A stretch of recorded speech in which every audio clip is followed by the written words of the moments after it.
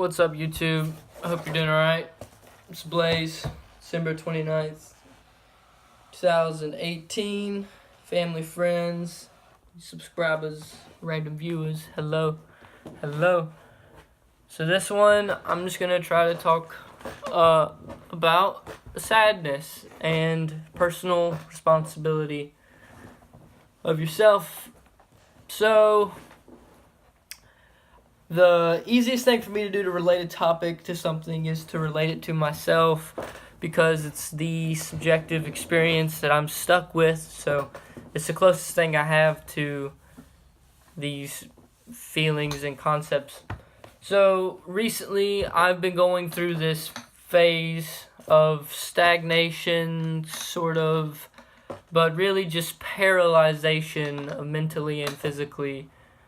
And so what I can relate that to is, like, there are some key issues that are at play with my mindset, and not just my mindset, but just there have been things that have came up that were not factors before that are now, conflictive with the way that I want things to go.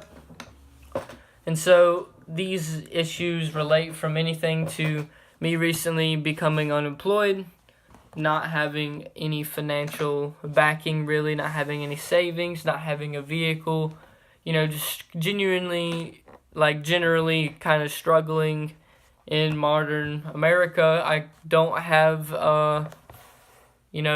any sort of real roots in the corporate world, capital world. I don't really have that many people who would be willing to support me, if any, maybe for a very limited periods of time. But ultimately the responsibility of being a grown-up is up to me.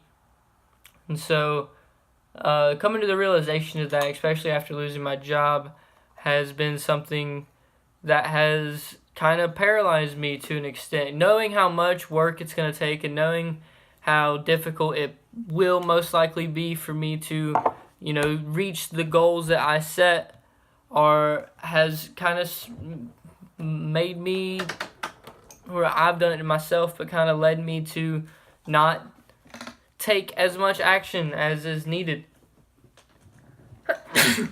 Excuse me, I apologize. But, yeah, so I've been doing this thing mentally where I do a lot of reflection inwardly of my own problems and my own solutions, goals, dreams, blah blah blah. So, a lot of thinking, doing a lot of meditating, and that's good. It's good to self-diagnose and self-understand and have some sort of knowledge of what's going on, because ultimately I'm stuck with me. I know that's what where the root of the whole conflict comes from, which is good and bad, because I'm proud to be who I am. But ultimately, there is just there are many things that thinking about will only grant you the perspective limitedly, almost. So, for example, me losing a job has become a financial burden, or not burden, but I have no income. So I'm pushing out money, buying food, paying rent. Days are ticking. Literally every day costs money at this point, just with monthly expenses, blah blah blah. So I'm pushing out money and not really doing anything to gain it, which is completely my fault. 100% accept the responsibility of who I am and what I can do. And I've recently, after the job, because I was so caught up in the routine and shit, I kind of just wanted to take a little break for myself before I jumped back into something, especially another physical labor job. I wanted to reflect and learn from everything that I just went through, but also come back to reality for me, because I was getting so just lost in the routine. And honestly, I was way more miserable than I knew while I was there, and it hit me afterwards of, holy fuck, I don't have to do that anymore. But there's a smart way to do things and there's a really difficult way to do things. And $10 an hour doing the shit that I'm doing, sort of shit, is way more difficult than it really has to be, especially when it comes to money. So what it really comes to is work and fulfillment and making sure that the things that I'm doing, satisfy me, my time, help me take care of myself. I can get what I want using what I have, sort of thing. Because having dreams and desires and lusting for something out of life is not innately a bad thing. It can lead to bad choices if it's abused, but you have to have perspective along the way of where you're at and like where you plan to go and how you're going to get there, what tools you're going to use to, cultivate the type of life that you wish to live. So modern America, capitalistic America, whatever you want to call it, this world that I live in, Cary, North Carolina, I need money. It's true. People beg for it, people earn it, people win it, it's just the source of freedom and power to an extent of, responsibility, and just it's how we do things here. It's what we do. There's not a reputation, it's a wallet. It's true. It's like the more you have, the more you can usually get. And I don't want the whole world by any means, but I definitely don't want to struggle for bullshit and scraps my whole life either, and that's what it feels like. And I know that I'm not digging diamonds with my hands, and I'm definitely not living the worst life imaginable whatsoever, and that there are people out there who suffer a lot more than I could ever imagine. But I have my own struggles too, and the feelings that I relate to suffering and depression and being miserable are not excusable either. Just because they're not the worst possible thing going on in the world doesn't mean that I have to, just deal with it. There are things that genuinely I can change about myself and change about my environment. If it even is my environment truly leading me to, have such conflict of, feelings. Because, a prisoner can adapt to his environment regardless of, kind of the circumstances. I read a book called The Man's Search for Meaning, which I do not remember the author's name, but pretty much it was a book from the perspective of somebody, a book kind of like a psychoanalysis of somebody who went through like the Holocaust survivor, and just different stories of and recollecting on, just because the environment's really shitty doesn't necessarily mean the people have to feel really shitty. Not being okay, for me, relating it back to what I'm going through, not being able to buy quality food, sort of shit, because of the money, not being able to go somewhere and do something at the time that is preferred because of transportation and money. Once again, these are genuinely things that are not desirable, and it's not a, I don't know, running from these problems will not solve them. And really that's what I wanted to talk about, is personal analysis. It will not solve the problem either. Learning about the issue can lead you to, make some movement in a direction that's more, you, but you have to take action. You can't be passive. Whether it be the New Year's, whether it be, I'm going to stop next weekend or blah, blah, blah, blah. It doesn't fucking matter, because it really starts now, and it always will. So if there's things that are bothering you, and I know there's a lot of things that subtly bother a bunch of people that are subconscious trauma that takes a long time to bring up, that takes a lot of fucking reflection and support to get through. But there are genuinely things that we need to learn from and move on from within every one of us. And it's not easy to, whether it be addictions, whether it be, bad habits, or, this or that. Everybody has their own things that tug at them, that make them feel like, that they're not living their life, that they're not actualizing the potential of what they want to go through. So whether it be the judgment of a peer, the feeling of responsibility for work, or, a physical addiction, drug addiction, whether it be social anxiety, blah blah blah. There's these things, there's these roadblocks, these these turns and swerves and different steps along the way that we have to take in order to navigate. And a lot of people run from the issues, and a lot of people run from themselves, and I'll be the first one to admit it. I do it all the fucking time, where I know I need to read this book. It's crucial to me. It feels so good to read the book, but I sit on my ass and do the convenient thing. I sit on my ass and I read, or I overindulge in luxury, like I take showers, or I fucking it doesn't.